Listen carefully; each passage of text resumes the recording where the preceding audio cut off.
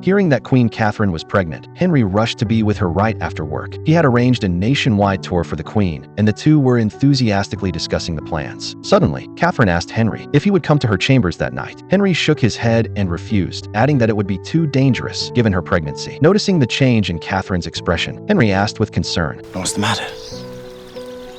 You are with child."